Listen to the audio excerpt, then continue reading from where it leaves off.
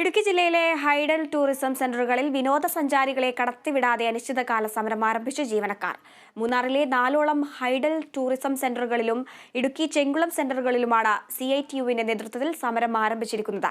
ജീവനക്കാരെ സ്ഥിരപ്പെടുത്തുക, ശമ്പളം വെട്ടിക്കുറക്കുന്ന നടപടി അവസാനിപ്പിക്കുക തുടങ്ങിയ ആവശ്യങ്ങൾ ഉന്നയിച്ചാണ് സമരം. സംസ്ഥാനത്തെ പ്രധാന വിനോദസഞ്ചാര മേഖലയായ മൂന്നാർ, മാട്ടുപ്പെട്ടി, കുണ്ടള എക്കോ പോയിന്റ് തുടങ്ങിയ ഹൈഡൽ ടൂറിസം സെന്ററുകളിലും ചെങ്കുളം, ഇടുക്കി തുടങ്ങിയ പാർക്കുകളിലെ ജീവനക്കാരുമാണ് പണിമുടക്കുന്നത്. ജീവനക്കാരുടെ ശമ്പളം വെട്ടിക്കുറയ്ക്കുന്ന നടപടി അവസാനിപ്പിക്കുക, ജീവനക്കാരെ സ്ഥിരപ്പെടുത്തുക, ശമ്പള പരിഷ്കരണം നടപ്പിലാക്കുക, സെന്ററിലെ ആക്ടിവിറ്റികൾ സ്വകാര്യ വ്യക്തികൾക്ക് നൽകുന്നത് അവസാനിപ്പിക്കുക തുടങ്ങിയ 9 ആവശ്യങ്ങൾ ഉന്നയിച്ചാണ് സമരം.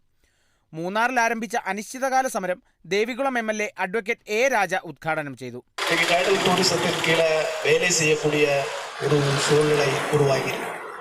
அப்படி வேலை செய்யக்கூடியவர்கள் இன்றைக்கு 20 வருடம் 23 வருடங்களாக வேலை செய்யக்கூடியவர்களுக்கு தற்போதும் இன்றைக்கு അവരെ തൽക്കാലിക ഊഴിയர்களാக பார்க்கக்கூடிய ഒരു സൂഴ്நிலை. ജീവനക്കാർ സമരം ആരംഭിച്ചതോടെ കാടുകളുടെ ദൃശ്യഭംഗി ആസ്വദിച്ച് ജലാശയങ്ങളിലൂടെയുള്ള ബോട്ടിംഗ് ആസ്വദിക്കാൻ സഞ്ചാരികൾക്ക് കഴിയുന്നില്ല.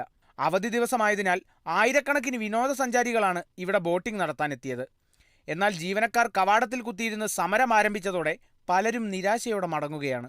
വരയാടുകളുടെ പ്രജനനകാലം ആരംഭിച്ചതിനാൽ രാജമലയിലും സന്ദർശകർക്ക് പ്രവേശനമില്ല.